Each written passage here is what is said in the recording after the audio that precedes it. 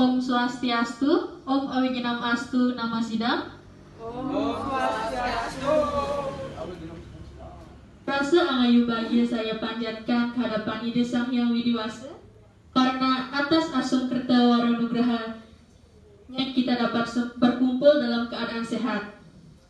Pada kesempatan kali ini, saya akan membagikan sedikit ilmu yang saya miliki mengenai salah satu ajaran agama Hindu, yakni Tattwa Masih. Di era globalisasi saat ini, tentu saja membawa banyak pengaruh yang begitu besar, di antaranya masuknya budaya asing, yang tentu saja hal ini berpengaruh terhadap budaya yang ada di Indonesia. Dampak yang sangat jelas dapat dilihat dari generasi muda yang mulai melupakan budaya, norma, dan etika yang ada. Contohnya, banyak dari generasi muda yang saat ini yang acuh terhadap semua fenomena yang terjadi di sekitarnya dan bersikap bodoh amat terhadap sesama. Oleh karena itu, diperlukan kesiapan karakter untuk menghadapi setiap tantangan dan perubahan di perkembangan era globalisasi. Khususnya, penguatan karakter dan etika pada generasi muda Hindu untuk menghadapi dampak negatif dari globalisasi. Salah satunya dengan mengetahui dan mengimplementasikan ajaran Tattwa Masih. Dalam konsep Hindu, kita mengenal istilah Tattwa Masih, yakni ajaran yang mengajarkan keharmonisan kepada sesama, terutama umat beragama dan seluruh ciptaan Tuhan Yang Maha Esa. Tattwa Masih berasal dari bahasa Sanskerta, dari akar kata tat yang artinya itu, tuam yang artinya kamu, dan asi yang artinya adalah. Jadi, Tattwa Asi dapat diartikan sebagai itu adalah kamu. Kata itu dapat merujuk pada dia atau dia adalah kamu, saya adalah kamu, dan semua makhluk hidup adalah sama. Ini berarti menolong orang lain sama halnya dengan menolong diri sendiri. Sedangkan berbuat buruk kepada orang lain sama halnya dengan berbuat buruk kepada diri sendiri.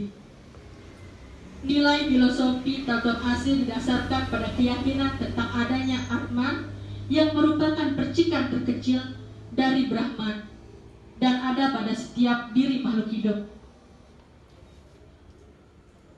Pokok ajaran Tattwa Asi berupa adanya rasa kesamaan yang menimbulkan sikap saling menghormati, saling menghargai, rasa kekeluargaan, dan merasakan penderitaan orang lain sebagai penderitaan dari diri sendiri.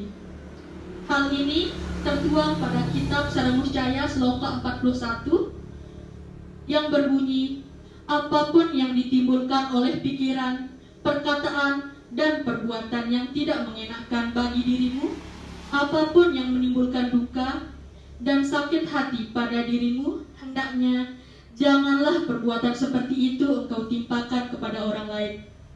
Apapun yang tidak engkau sukai menimpa dirimu, maka janganlah hal seperti itu engkau lakukan pada orang lain.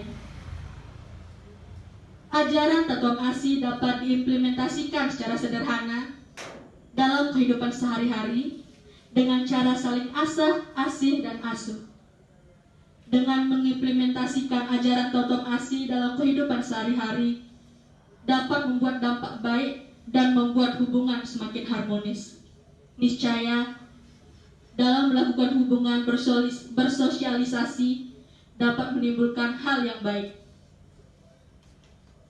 Oleh karena itu, di era saat ini, tentu ajaran Tattwa Asi harus selalu diterapkan dalam kehidupan sehari-hari, sehingga walaupun banyak budaya asing yang masuk, namun ajaran Tattwa Asi sendiri harus tetap menjadi pedoman agar kita, khususnya sebagai bangsa Indonesia, tidak melupakan identitas budaya yang selama ini ada.